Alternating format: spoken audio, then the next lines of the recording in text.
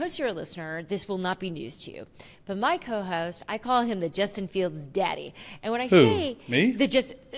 No, Bobby, my other host. Yes, you. You have a Bobby host? No, but it sounds like he has a lot of talent. We'll do a segment one day, who my dream host would be. Yeah, because it ain't me. I appreciate that. Oh, I'm sure you would love to turn me in. Scoop City is brought to you by Thursday Night Football on Prime Video. Hi, everybody. I'm the Athletic Senior NFL Insider, Dianna Russini. And I'm Chase Daniel, played 14 years in the NFL. Chase, I look a little different today. Well, at least my background looks a little different. Where you at? I'm in Atlanta, Georgia, where the NFL league meetings are going down. So it's just going to be a quick one-day thing. And I pretty much spend my day trying to pick off every owner I see. And I was going to ask, what's your day look like? Seriously, because you're going to be getting some scoops. Okay, really? Yeah. It's a lot of waiting around because they're meeting all day, and you try to grab them when they take recess. I guess recess is probably a weird word to use, but when they take a quick break or make a phone call, and then they wrap up at the end of the day, and that's usually when you get an opportunity to talk to them, things that they're discussing in the meetings, but also usually it's about what's going on with their teams, especially this time of year. So I'll be doing that. So Friday's show will definitely have some new information about what's going on around the league. So you're going to want to hear it. So speaking of wanting to hear it, I'm so glad that the listeners are tuning in today because we got an MVP at The Athletic joining our show. He's going to hang out with us throughout the entire episode. We get him the whole day? The whole day. Mike Sando here. Mike, what's going on, buddy? How are you? I'm doing great. It's great to be here. I love your backdrop. It looks like you're reporting live for the nightly news, like something like that. You got the United Nations. You got is that a map behind you or something? She's wearing a top coat like she's from London or something. I know. Well, she's reporting from a military zone somewhere, Correct. Could be. So it's great to be here. That's what I wanted to do one day. No, Mike, it's so good to have you here. He's our senior writer. Mike writes probably one of our best day after pieces on Monday. Chase, it's his Bible on his way to work in the morning. It is. Because I've gotten a lot of things from it. Mike, you just do a really good job of obviously watching all the games, but responding, reacting, and talking to so many people around the league to get their reaction to the trends we're seeing, but also the biggest storylines. So we're going to include you in all of the conversation that we're going to get to here and hopefully learn a little bit, hopefully learn some more about what's going on around the league. So let's get right to it, guys. Here's what I'm hearing around the league. So Eagles head coach Nick Sirianni apologized for his antics on the sideline. It obviously became the biggest storyline in what was really a very uninspired win for the Philadelphia Eagles against the Cleveland Browns. They barely were able to get by. And here we are again talking about Nick Sirianni when we probably should be spending more time talking about this Philadelphia Eagles team. So when you look at what was on the field, let's just start there. Just Chase, on the field. Let's just go with that. Yeah. It appeared chaotic to me. I still am very confused with who the Eagles are. What did you see from watching them yesterday? Yeah. They're confused on who they are. They don't have an identity on offense, and they're. The thing that really ticks me off a little bit is because they have a really good roster and they have an extreme amount of talent. And when they put it out onto the field, that was boring to watch. It was like I'm out there and I'm sitting there and I'm trying to get into it and I'm trying to understand what the Eagles are doing. And the Deshaun Watson struggling, but then they almost come back and win. And the Eagles are just average at everything. And I just have to get it through my head that average is okay. Right? Like they don't have to be really good at anything. They got to figure out an offensive identity. And your offensive identity cannot be throwing it up to A.J. Brown when you need to play every single time because eventually defenses are going to take that away. And that's what I saw Jalen Hurts back there. He looks like he's moving in slow motion. They didn't get Saquon going. Saquon, to me, is their identity. But then they have Devonta Smith. They have A.J. Brown. They have Dallas. They have all these guys that need to share the football.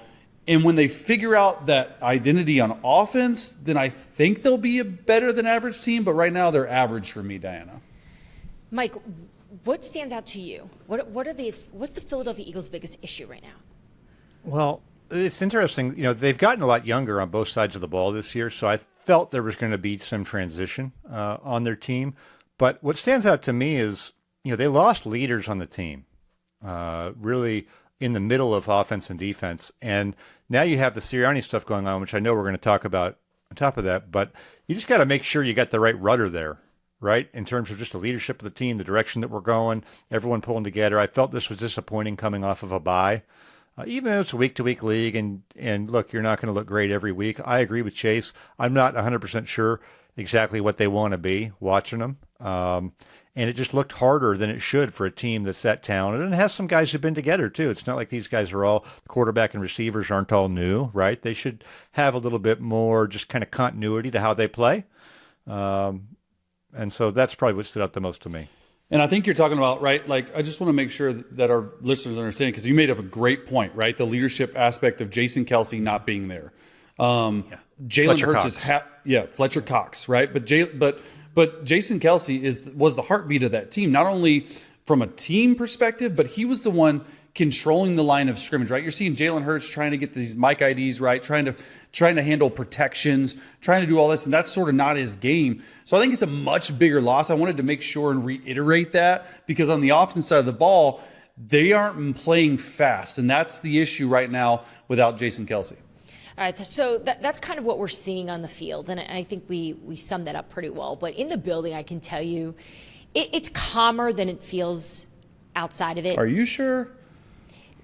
Look, they know that there's some issues to deal with, and Nick Sirianni does not apologize publicly that way unless he's being guided to do that, because he was taking a lot of heat from fans, from obviously people covering the team about his antics, whether it was chirping at some Browns players on the sidelines to yelling at their own fans, like all. After the game, we heard the locker room talk about the players wanting Nick to be more like Nick. And Jeffrey Lurie spoke about it, the owner of the Philadelphia Eagles, last year, about the passion that a Nick Sirianni type of coach brings. But sometimes his greatest strength has become some of his weaknesses here, which is it looks emotional, it looks immature, it looks like low emotional intelligence as well, and not the way you want the CEO, which is technically his name now, right? Like, we joke about that, but that's really what 100%. He is the CEO. He's supposed to reflect what this team is. And ownership is aware that this has a problem. This was a problem for him last year. And for Nick to go out there and almost rub it in his face, it just didn't seem very smart, in terms of someone that we know his seat's pretty warm. Like, we know that everyone's watching every single thing he does, especially with the way that the Philadelphia Eagles season ended last year. I'm afraid his antics could rub off on Big Dom, and suddenly he could start, just kidding. Just kidding. No, yeah, but you don't want to mess up Big Dom. Yeah, but even the shaved head, like I'm the not judgment I'm of not everything. Correct. Like, I'm not going to judge him shaving his head. Like, if that's something he felt like doing in the bye week, maybe there's something else to it. Maybe he's supporting some foundation that we don't even know about. But I think we all know what it is, which is a bit of I need new juju. I want to start fresh. I need something better to happen. I need the clouds to clear. And he can't seem to find that clear sky. He's in less control than he should be as the kind of adult in the room. And I think that's what I would want from my coach. Everyone has to have their personality and be authentic, okay? Everyone has a different leadership style. Dan Campbell's is going to be different from Jim Harbaugh's, which is going to be different from whoever's. But it doesn't feel like he's fully in control of it. And so this has already been kind of a point of emphasis. He knows, right? And then to have it keep happening again. And then I can't imagine bringing the kids in when they're little to the press conference. It was a shield. He used them as a shield. I really was uncomfortable with that. Just the judgment to do that, number one. Kids have a hard enough time when their dad's the person taking the arrows in their job, and you hear about that, kids going to school or whatever and having to put up with stuff. I'm not looking to bring that in when they're super little to that. I felt that was awkward, and it felt like not the best judgment either. So, when you have the CEO coach, remember when Mike McCarthy was hired by Dallas and he wasn't calling the offense or the defense. So, my old football GM co-host Randy Mueller used to say, "What are you, the mall cop?" Right? The guy, not you're a cop, but you're not really Paul a Blart, cop, mall cop. Yeah, mall cop, that sort of thing. So then I think it becomes imperative, if that's your role, to be super steady in that. And it's not good when you have to give apologies and there's 2 or 3 different things. And it's the same behavior all the time. This is the same stuff going into tunnels and all of that. It's unbecoming to me. Yeah. And it's a city that embraces that passion, right? Even Mike, this in my household, they're Eagles fans, and I know how wacky they can be, and I know how intense and passionate they are about their team and accepting if they're winning. And the fact that this fan base, of all fan bases, is going, this is weird. This isn't good. They even know. And this isn't me knocking Eagles intelligence, not at all. In fact, I find their fan base to be one of the smarter ones. But even this city is going, this isn't working. Yeah, I found it really inauthentic, to be completely honest with you, when he did that, because then he goes and apologizes the next day. And so, like, if I am just reading the lines, between the lines, it's Howie giving him a spanking, like Howie Roseman, the GM, like, hey, you don't do this. You look like a fool. At least I would want him to, like, own it. Like, if that's who he is, own it. Don't shave your head. Don't then apologize. And I'm a little bit torn because I've been in that building before. And I was in it for a year in 2016. And I've never seen, how do I put this?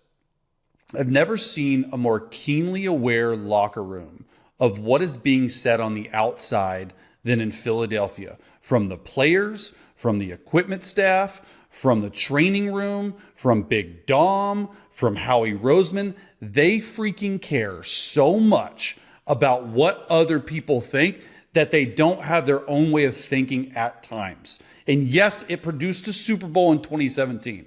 They hit gold with it.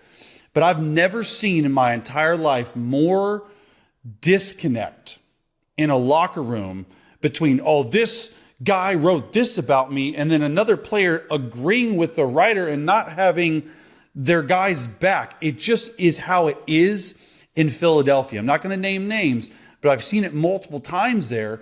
And so when I saw this, at first I was like, as a player, I'm like, I love this.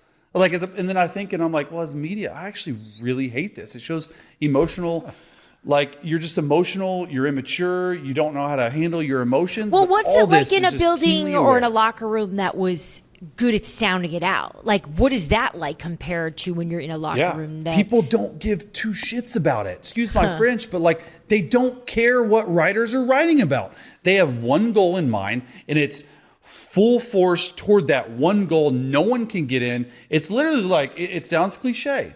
It's put on the horse blinder. Sean Payton was the best at not giving 2 craps about what anyone else thought about the outside or about the inside, because all that matters is those 53 guys, that 16 practice squad guys, and the 30 coaches and the ownership in that building. And if you keep those horse blinders on, because there's going to be a lot of stuff said about you, specifically in Philly, then you're good. But when those horse blinders come off, and they came off the other day for Nick Sirianni, it is just, you don't know where to even look. They already have a lot of noise around that team anyway with the changes they kind of had to make on the staff, right? There's a lot of new people brought in. That would take time and some luck to probably make it fit seamlessly anyway. But in that type of climate that Chase is describing, that we're seeing, there's a lot of noise that can just reverberate and build up throughout the course of the season. They're really fortunate they won that game. If they would have lost that game, we'd be having a whole nother conversation. But I actually think A.J. Brown doesn't make the plays that he does. A.J. Brown doesn't carry that offense. I think we're having a pretty hard conversation about the direction of this Eagles team and what Harry Roseman would be doing in terms of general manager. Say it, Diana. Say it. Do you know something we don't know? No. I don't know anything. I just think that it's pretty obvious that from us again. Mike Chase thinks I just hold back to does. protect him. Yeah. Well, there's a lot of stuff that is said in moments because people are emotional and they don't necessarily always mean that in the end. But that being said, you get to hear very much stuff. So you gotta know what that's why Diana's so good at her job. That too. But look, I can tell you from talking to some people there over the last 24 hours since they won, since the Sirianni situation, try to get a feel if it's as intense and emotional as it seems to us, it doesn't. So I think that's good. But just to kind of put a bow on this conversation, the Philadelphia Eagles do have a lighter schedule coming up here. So in terms of the football side of this thing could swing in the other direction for them, the way we saw them fall off last year. And maybe off this win and some tough lessons learned, they'll be able to figure out who they want to be, because they definitely need to figure it out as we are approaching mid-October here. So the team they faced, the Cleveland Browns, almost actually won this game. They had no right to win this game. I don't even think they were able to put together a forward pass at some points throughout this game. So many questions about whether or not Deshaun Watson is the best choice for this offense. Sando, just from the conversations you've been having around the league yourself, what is going on? Well, they're stuck because they're paying him so much money, so they don't want to turn away from him until they absolutely have to. And they're in it for 2 more years and $90+ million after this. So I think they're delaying it out as long as they can and really stretching their credibility, probably, even within the locker room, of how long you can do this and just have a historically bad offense. It's not like they're just 23rd in the league. They're like, you take all the teams for the last 20 years, they're going to be in the bottom 5 of all of them. That's like hundreds of teams, right? 300 teams over 20 years. Watson's productivity is, I believe, in the first 6 games of the season, the last 25 years, there's only been 2 statistically worse starts by guys and one of them was Jamarcus Russell, okay? So that's where we're at, and yet they just keep coming back to the podium and saying, he's going to be our starter. So I think they're just doing that as long as they can because they have so much invested. They're pot committed, and there'll come a point when they probably can't do it anymore, but they feel like they've got to roll with it while they can, and it kind of strains credulity, really, to me, based on what it looks like. I bet you if they put Jameis Winston in, they might get like an Andy Dalton type bump. It's not going to be like sustainably great forever, but I bet you they'd have a couple good games. Don't you think, Chase? Yeah, I mean, look, it's malpractice on all fronts, keeping Deshaun Watson in, specifically on, like, Kevin Stefanski. I'm guessing his hands are tied, right? But like when you go to the microphone, the 20 minutes, 30 minutes after the game, and you say yes with authority that Deshaun Watson is your starter, you haven't even watched the film. You don't know what you saw on the sideline, because film is never as good as you think and never as bad as you think. So how are you going to sit there in front of 52 other guys and say, this is the person for the job? When I went back and I looked at it last night, and it was worse than I thought. Usually film's not as bad as you think. It's worse than you think. Now, I know they're struggling a little bit in the offensive line. They got some injuries. They got some people moving places. I get that. It looks like his arm strength has completely gone away. It looks like his confidence has completely gone away. And if I'm Kevin Stefanski and I'm sitting in front of 53 guys, 69 guys plus 16 practice squad guys, today or yesterday or the next day, and I just have to say, yeah, it's Deshaun, you're going to lose credibility really fast, and you're going to lose that locker room really fast. I get it. It's player-led accountability. Where's Myles Garrett? Where's Amari Cooper? Where's all these guys? At the end of the day, the buck stops with you, Kevin Stefanski, and more importantly, the buck stops with the owner. So until the owner gives the okay, and they're okay with being embarrassed with the worst contract in pro sports history given out, and I know I'm being harsh, but this is a fact. You are ruining the career and the season of all the other men that get hurt, that get bloodied, that are your teammates, and it's just I can't stand it. Chase, I'm curious about how they are holding Deshaun accountable in the meetings too, because I've seen a lot of different organizations operate differently with how they call out their star players, their highly paid ones, right? I know a lot of coaches that they don't care who you are. You're up on the projector. Yeah. You're up on the screen. And I mean, obviously we know New England, that was what Bill did best. Yeah. He calls you out. Tom Brady was called out for his mistakes. Is there tiptoeing? Are they pushing him as hard as they would push, someone else on this team who's making mistakes? And I think it has to all be able, they need to all get on the same page with, this is where we're at. This isn't working. Everybody knows it. And here's the wildest part of all this. I don't hear from anyone in Cleveland telling me that they need to sit Deshaun. Like, we're saying it and we're seeing it. So they must know something we They're all don't in on in the terms coup. of, like, is Jameis that bad? Is DTR that bad that they're like, look, we can, the spots of Deshaun being decent is still better than Jameis and DTR? Maybe. Like, No. that. Nope, that's a lie. I just find it hard to believe. And Chase, you know I'm aggressive with trying to get the information with this type of story. I keep coming up short on a player saying to me, I want to switch. We need something else. Yeah, most of the coaches that have been there, including ones that aren't there now, were optimistic about Deshaun based on what they saw when they were there. I do think, though, my understanding is it's not real easy to be super critical of Deshaun in the building. That's not really heard very well internally. So I would love to know that, just how honest is everybody Really? internally in their evaluation when you have somebody who is going to start no matter what, right? He's got a fully guaranteed deal with all this money. Can you be as frank in those discussions? What's that climate like? I think would be a good thing to flesh out. Yeah, I think Mike, though, in a situation like that, I've found that when you have the guaranteed money, you as a coach can be harder on them because they can probably take it and they know it. Now, in this situation, I'm guessing that if coaching, and I don't know what's going on in the building, but if the coaches or the players or anyone else is not being hard on Deshaun Watson and not just calling it what it is, it's got to be they're worried about ruining his confidence even more. And they're worried about him crawling into a hole even more. You know what I mean? No, I'm just saying, like, that's what I'm trying to think, like, are they not? Like, I don't know. Who knows? But I would love for him to be hard on Deshaun. But I can imagine in their back of their heads, whoever, maybe other players. The best teams I've ever been a part of, Sando, are player-led organizations. Like, you give all the availability and all the accountability to the players, and they run it. Like, you don't think Travis Kelce would go up to Patrick Mahomes, and he probably already has because Mahomes ain't playing too well this year, and be like, get your head out of your butt. Like, start playing well. And Mahomes would be like, yeah, you know what? Okay, let's go. Like, there's a level of accountability with players. I don't see that in Cleveland right now. No, I don't know how they're coaching him directly. I was talking more about the room to have those conversations internally as a staff and what we should be doing and whether this guy's good enough. I think they're so committed to him because of the money that those conversations probably aren't Like, you as can't, honest as they you can't need to even be. go there because they know. Well, yeah. Because that's, Mike, we've been talking about this every week, and I think everybody wants to know, is this Jimmy Haslam saying, you must do this, you must do this?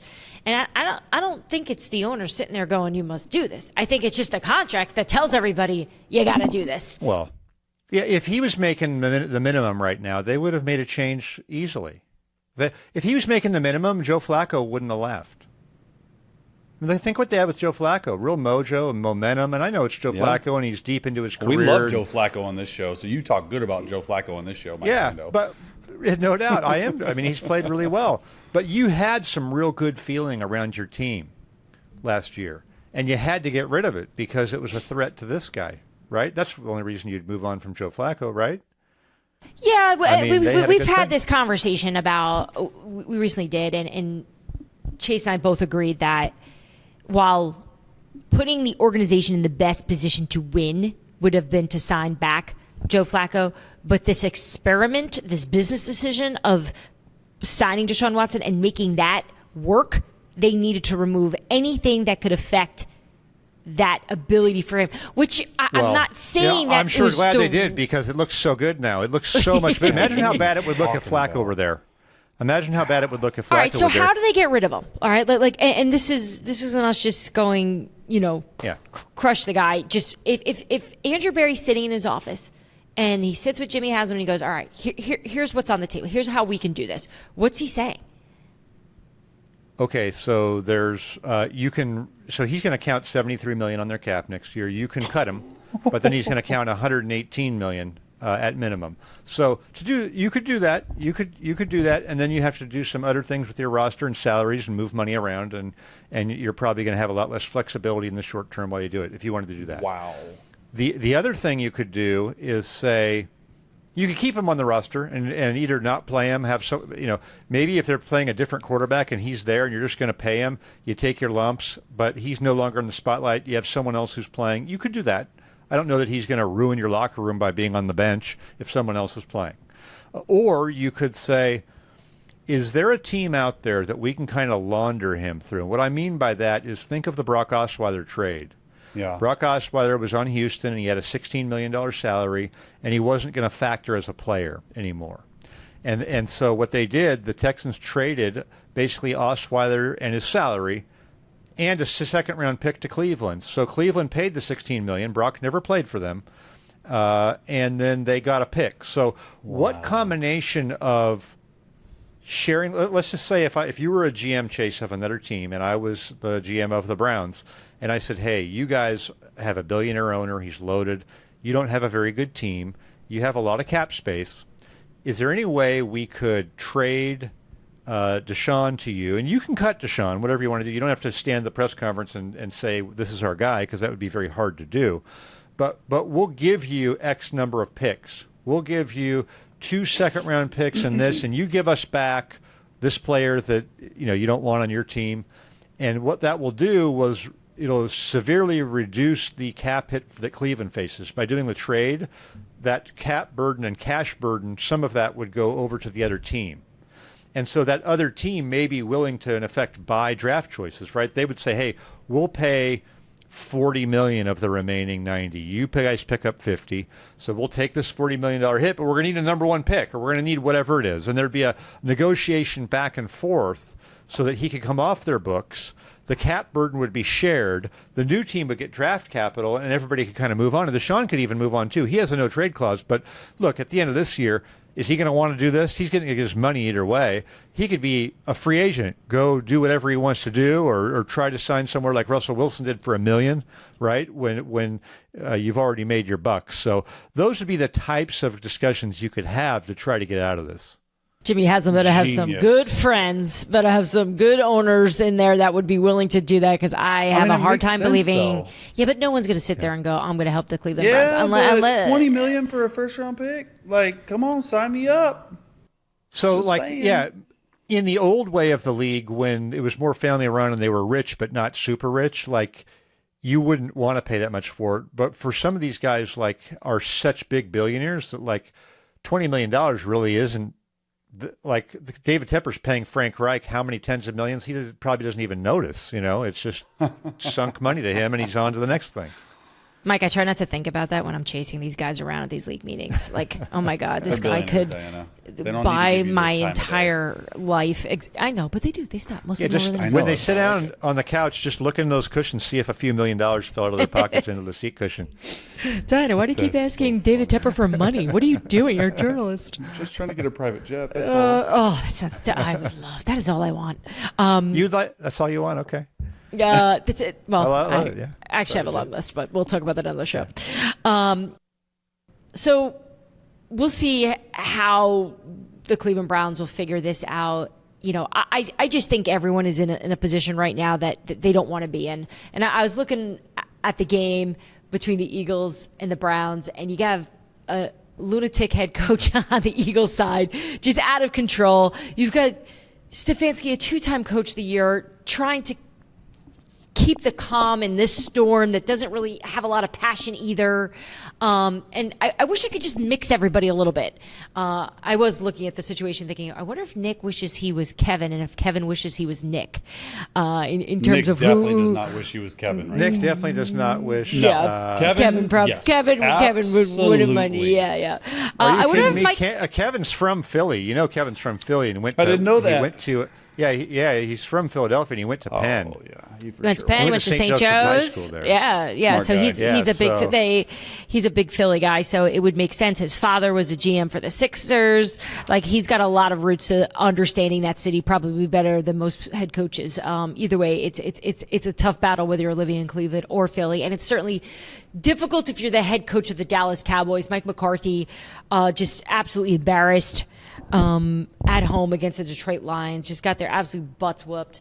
And, Stephen Jones, Jerry Jones pretty much put it to bed that they're going to back them. There's going to be no changes. And and Mike McCarthy's going to live to coach another season, it seems. Do you think they're another making... season after this one? Wait, the rest of this season. No, the rest of the season. Yes. Wait a minute. He didn't get an extension. Okay, I'm going to say he's lame duck right now. It makes all the sense he's in the lame world duck. to fire him because you're not going to probably hire him again unless they make the Super Bowl. So, like, what are we doing here? So do you think, though, that Jerry's making the right decision by allowing Mike McCarthy to coach the rest of the year? That's a fascinating question, and I have a fascinating answer. Okay. You We'll be can't the judge. fire owners. You can't fire owners. And you can't fire a GM who is also your owner, who went out and got you all the team that Mike McCarthy has.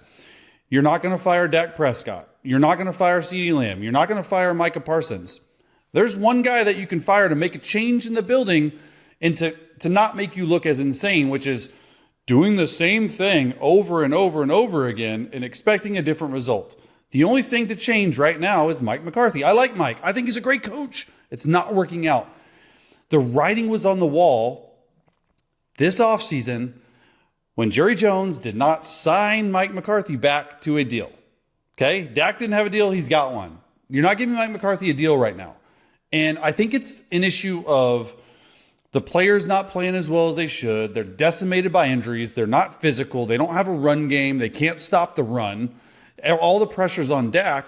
But if you can't fire the owner and you can't fire the GM who is the owner and you're not going to fire your star players, who's changing, Diana? What's going to change? The coach. And think about this. That's already a situation where the coach is typically undermined by Jerry Jones, right? Everyone in the locker room knows forever. Not only is Jerry in charge, he reminds you every week. And if you're one of those players, remember those legacy players, they'd be in Jerry's suite at a concert, right? It'd be, Yes. Romo and those guys. He's got your back. And, the negotiations may go tough for a while. But he's going to pay you in the end. Jerry's got your back. So I think there's unique challenges of being the coach of the Cowboys anyway.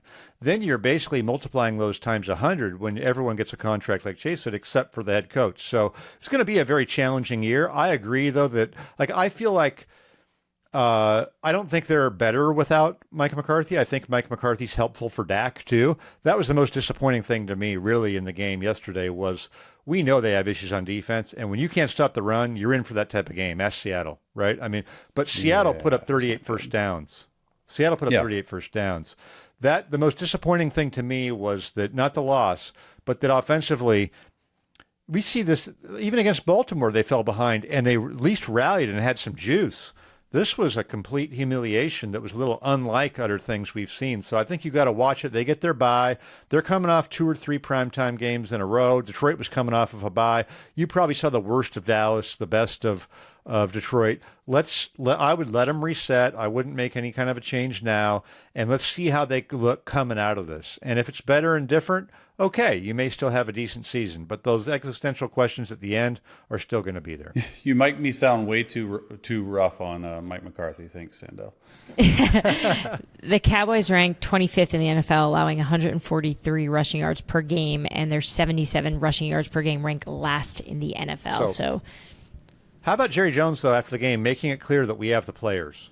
Do you think that the coaches would stand there if they could? They can't say it because they'd be undercutting their locker room and their boss. But do you think do you think everyone agrees in the building that they've got the players to stop the run? No. Nobody does. Do you think Mike Zimmer knows what he's doing? Or I mean, we could talk about Mike Zimmer's faults and how he's cantankerous and all this, but I think he knows ball. I would say he probably knows football. Yes, He's probably knows put ball. together a defensive game plan before. I like Mike Zimmer. Love Mike Zimmer. Yeah, exactly. So, and Mike McCarthy knows how to do it on offense. So, I don't think that the coaching leadership part is one of it, but I think they have a player issue to stop the run and how they play up front defensively that's really killing them against a team like Detroit and Baltimore. Well, we also know that Mike McCarthy can't pull a Doug Peterson here and put it on the players either. So everyone's just got to be better. The coaching the players. And look, they obviously have some holes on this roster, despite the fact that they entered the season thinking they were all in and they were all set at every position when clearly they are not, on top of the fact that they are dealing with injuries, right? I think that was obviously a big part of this. So we're going to take a quick break, but when we get back, we're going to talk about what the Lions will do without Aidan Hutchinson, the Steelers' plan to stick with Justin Fields, and Haason Reddick potentially ending his holdout. Woo! Stick with us. We'll be right back. All right, back here on Scoop City. So we dove into the Cowboys issues a bit with the Detroit Lions. Just so much good on the field, but so much of that obviously overshadowed by the fact that they lost their best player on defense, Aidan Hutchinson, having a fractured tibia and fibula, getting emergency surgery immediately after the game. He's going to stay in Dallas for a few days this week to recover. 4 to 6 months before he returns. Of course, he's going to try to do everything he can to try to get back if the Detroit Lions are able to make it to New Orleans in February. But just a crushing loss. So first, I just want to ask you, Chase, in terms of how this changes the Detroit Lions, how one player like an Aidan Hutchinson could possibly hold them back from going all the way. Yeah, I mean their pass rush was Aidan Hutchinson. He was having the type of year that got you votes for Defensive Player of the Year. And I always think when I start a football team, I don't want a quarterback first. Hot take or not. I want a defensive lineman that can wreck games. He's not on the level of TJ Watt, but he's pretty close. Look, if I'm the Lions, I'm calling around the league because they got to replace him. They don't have a pass rush. They play a lot of man-to-man in the back end with defensive coordinator Aaron Glenn, and they can match up well. The reason why they're having such success on defense is because quarterbacks are having to get rid of the football a lot sooner. Makes sense. Aidan Hutchinson rushing, one-man wrecking crew. He's got a ton of sacks. And honestly, I don't even look at sacks. I look at pressures. When are you speeding up a quarterback? I don't care if you finish the job and get a sack. Yeah, it's nice. But can you speed someone up? I'm looking for sure. They have to be buyers at the trade deadline, right, Diana? Yeah, he's got the NFL's highest pressure rate since 2019. First 8 games, minimum of 150 pass rush snaps. So, yeah, it makes sense as to his value. So now if they want to make a long run here, they're picking up the phone, which is that's what they're doing. And there are teams trying to find out what they're looking for, how much they're willing to give up to fill this hole. So, Sando, let me ask you. If you're Brad Holmes, who are some of the GMs you're on the phone with over the next few days here to try to see if you can get something done? Yeah. Well, I'm looking at Cleveland with somebody like Zadarius Smith. I'm looking at Carolina with somebody like Jadeveon Clowney. I don't know that they can go big game hunting and try to get somebody who's really a frontline star. That's probably more of a dream. But Max I think they Crosby? definitely need that type of thing. They're not getting Max Crosby. Why not? Yeah, because that sounds Max Crosby is a centerpiece of that entire organization. He's the most important player in the building. They're not trading Max Crosby. Yeah. Okay. So they have to do something. Yeah, they have to do something now. I do think that this is a situation where maybe you do go a little bit bigger than you normally would, right? This is a foundational player, and they're a young defense. Now, if you look at their team, super veteran offense, really young defense. So I'm not too worried about them in the short term. I know they're going to play at Minnesota this week, but look at how their season ends. Down the stretch, Green Bay, Buffalo, Chicago, San Francisco, right? I mean, good quarterbacks. They're going to need more than they've got to really make that push and get over the top, probably defensively. They might have – I mean, we don't know for sure if their defense was going to be good enough to get there as it was, right? And so this is a devastating blow that really could affect their chances. They got to do something, but they're a different team.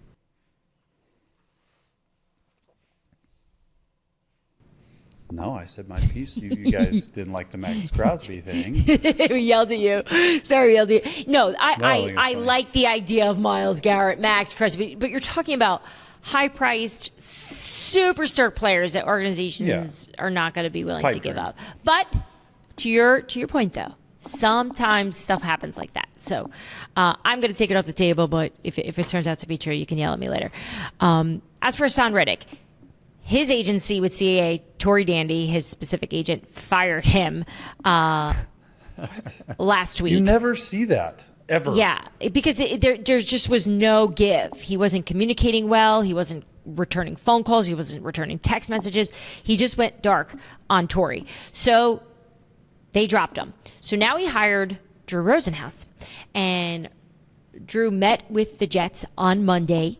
I know the Jets and the Bills play on Monday night, but just to sort of start a conversation. All right, I'm the new representation here. And I think it's a really good sign because it goes to show you if he hired Drew, he probably wants to play football. He probably wants to try to make something work here with the Jets. And just to quickly remind those that haven't been following the situation, he was traded from the Philadelphia Eagles, and from talking to different people that were involved in the conversations when they were discussing the trade, Haason Reddick was told by the New York Jets, according to him, that a new deal would get ironed out, that he would get a brand new contract extension.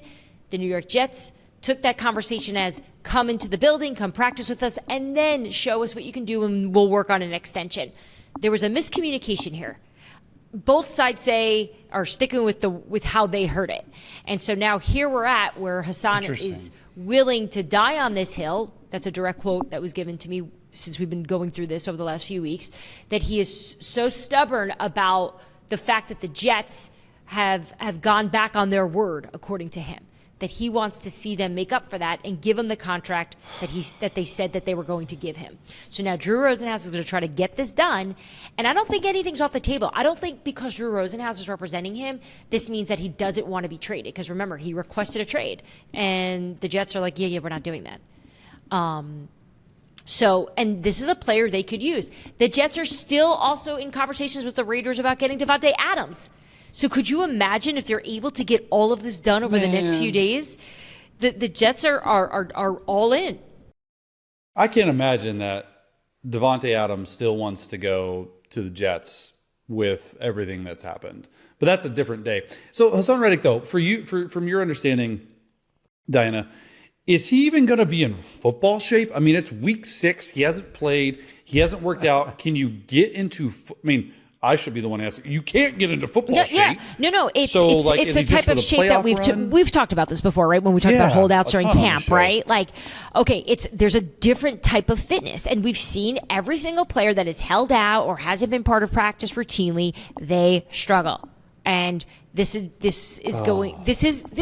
not be to get him in the building for now. This would be their hopes of the playoffs. I don't know. It depends on how this meeting goes between Rosenhaus and the Jets, who from what I can gather, they have a good relationship with him. They've done tons of business. If Drew can't get it, if Drew Rosenhaus is known for getting deals done, I mean, he's probably done more deals than anybody, in the last 25 years. So if he can't get a deal done, there might not be one to have. Yeah. I was talking to my co-host on our show this morning, The Facility, Shady McCoy, who is also repped by Drew Rosenhaus. And when we asked him about it, he said, "Oh, for sure, a deal will get done because it's Drew." So we'll see. Yeah. Yep. We'll see if they'll be able to do that, because that will definitely be a piece that the Jets could use once he gets into shape and gets accustomed to the Jets' way of doing things with Jeff Ulbrich now as this interim head coach. All right, let's finish this up. Okay, so Mike, I know you are a listener of Scoop City, and we appreciate that so much. So because you're a listener, this will not be news to you. But my co-host, I call him the Justin Fields daddy. And when I say me? No, Bobby, my other host. Yes, you. You have a Bobby host? No, but it sounds like he has a lot of talent. We'll do a segment one day, who my dream host would be. Yeah, because it ain't me. I appreciate that. Oh, I'm sure you would love to turn me in. But Mike, I have always appreciated Chase's commitment to Justin, because he sees so much good in him, and it's been up and down since he's been with the Steelers here. But we've seen some glimpses of some really good things. But I want to just get into the conversation about Russell Wilson, and Mike, I know you've covered him tons. You know a lot about his personality and what he brings to an organization.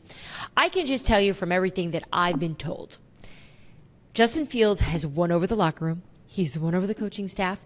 He's the guy that they all want to play for.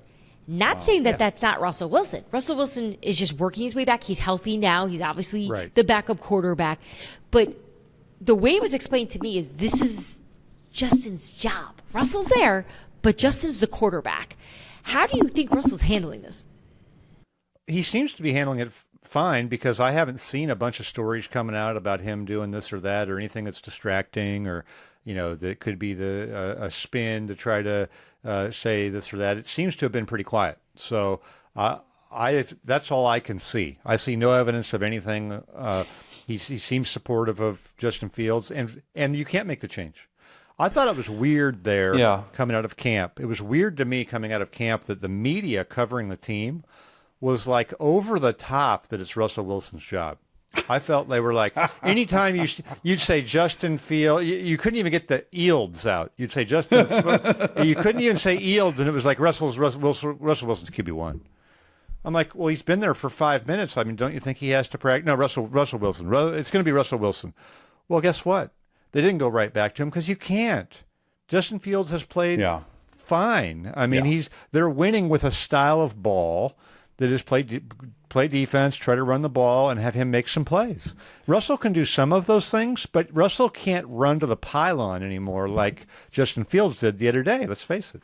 So that's exactly. So I'm trying to keep it real. I'm trying to get my bias out, and I'm trying to just like, I literally just watched Justin Fields' game again because I watched it the first time, but then I watched it again. Daddy. And honestly, nothing special stood out. Okay, and what I mean by that is he's making the routine plays. He's missed some throws. But then I'm thinking in my head, you know what? This is what the Steelers are building toward. This is what the offense they're running. They're running a smash mouth, play action. If something's not there, Justin Fields take off offense, and that's good. And we need to come to the realization that it's Justin's job because he can get out of so many bad situations when it comes to that bad offensive line play because it has not been good. Mike, it has been almost bad, I would say. I would say it's like below average line play.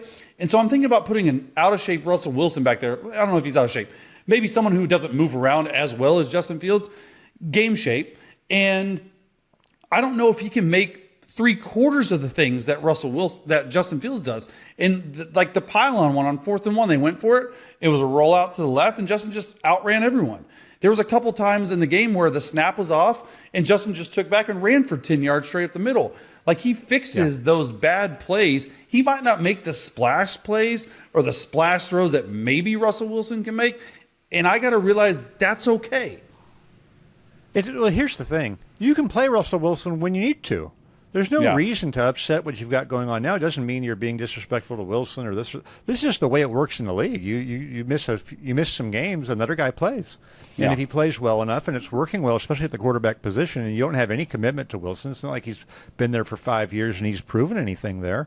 He has his own stuff to prove. So I think they're in a good position that way. They can play Justin, hope he continues to develop, and maybe they, these things solve themselves. Either he'll get hurt and miss some time, or he'll play poorly enough, and they'll get to look at Russell Wilson when it's the right time. You don't just do it to do it now. He's not that good of a player. Hasn't been recently to do that, to justify that. Let me ask you a question, Diana. Why has Mike Tomlin not named Justin Fields as freaking just starter? going to address it. This is Okay, when good. see, we're starting to 27 episodes in, we're starting to become the same brain. Only 27. Mike Tomlin, look, Sando and I have been covering Mike forever.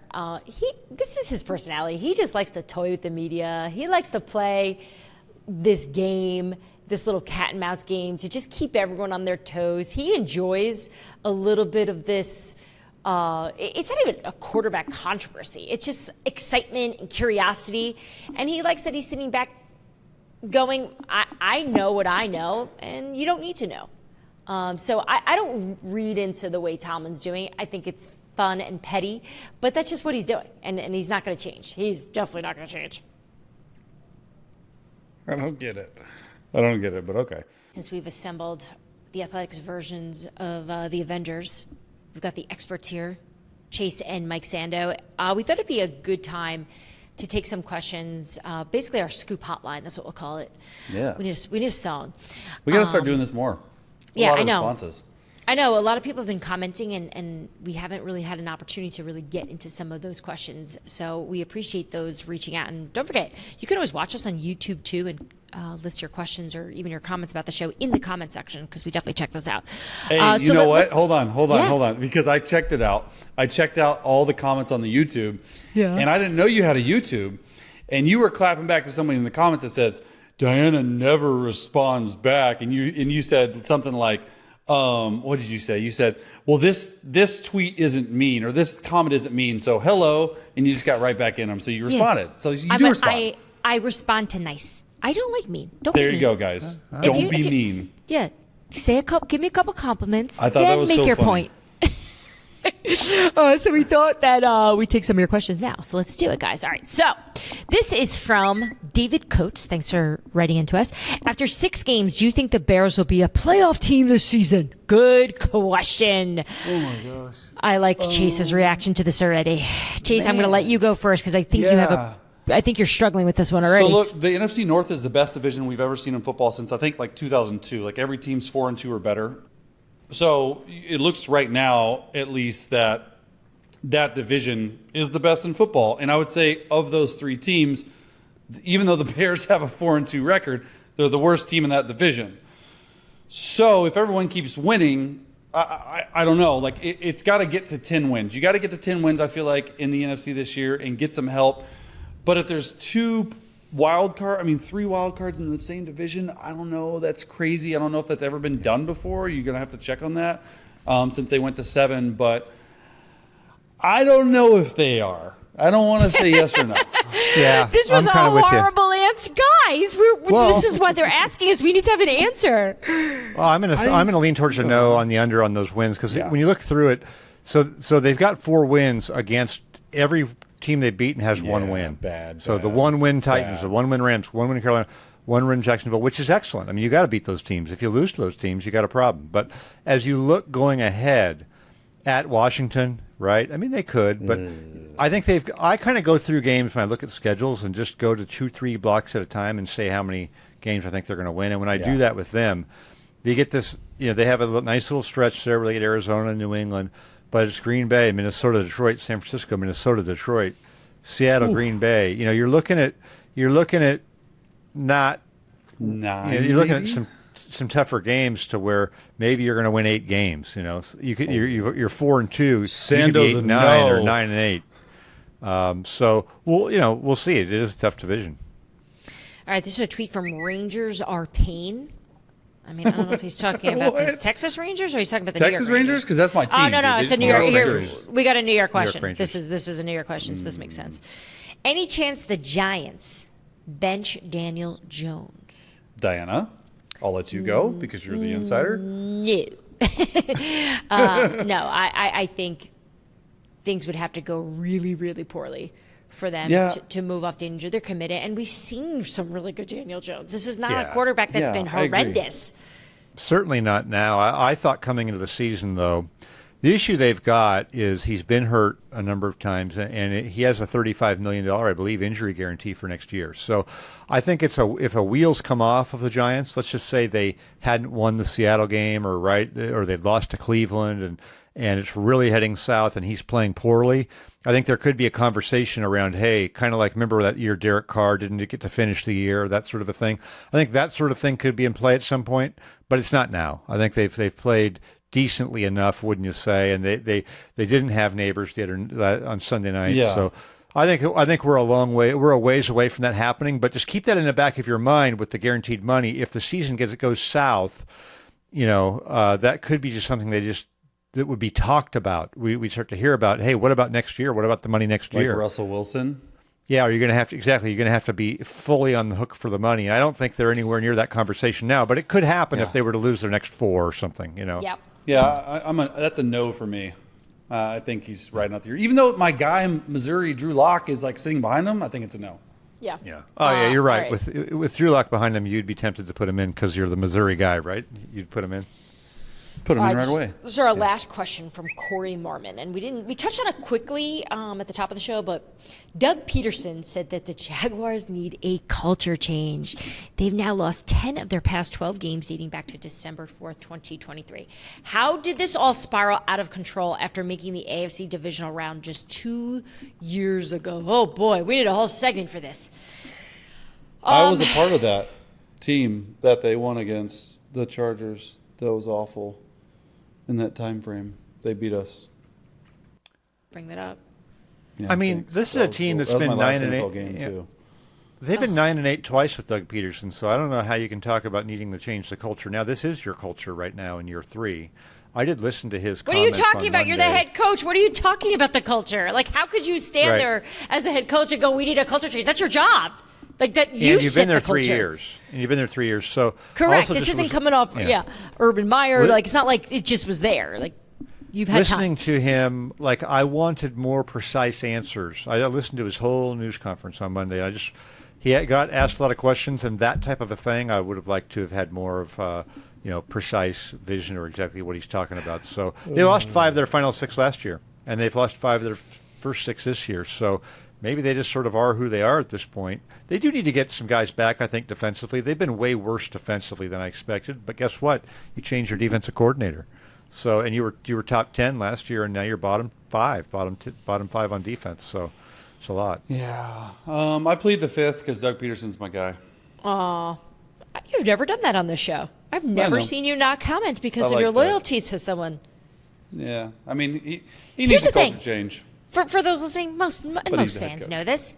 A lot of people like Doug Peterson. He's an easily likable guy. Like, He's the one. Look, I'll just say this: he should be the one setting the culture. I think his comments were like, "We need players to step up, and the players are not doing a great job." And he's calling out the players, and that's a bold Well- move, Cotton.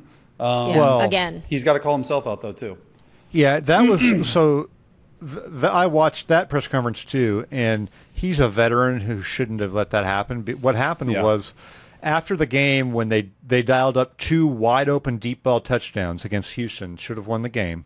The reporter asked, "Are you thinking about changing the play caller on offense?" And Doug, it was a sore subject because it was talked about all off season, and so he reacted with a two-way street comment when he should have just said, "Hey, we got a lot of issues. We all got to pick it up. That's not on the table right now. We actually, I liked how we called the game today, but that's a slip up to me, to say that. So hopefully he's got enough equity in that locker room, and it's going to work out fine from his standpoint. But it looks pretty rough right now, and I'm not seeing real evidence of being able to, just pull your way out of it.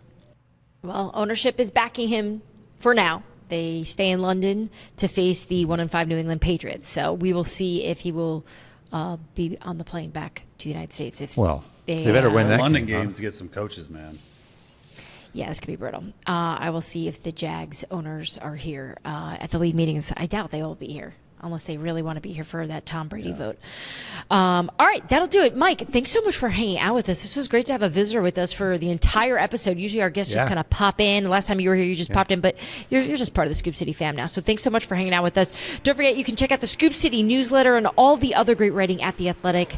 We will see you guys all on Friday. Bye. Bye, guys. Tag me next time. Thanks for tuning into Scoop City. If you want to hear more, make sure you like and subscribe. We drop our new episodes every Tuesday and Friday.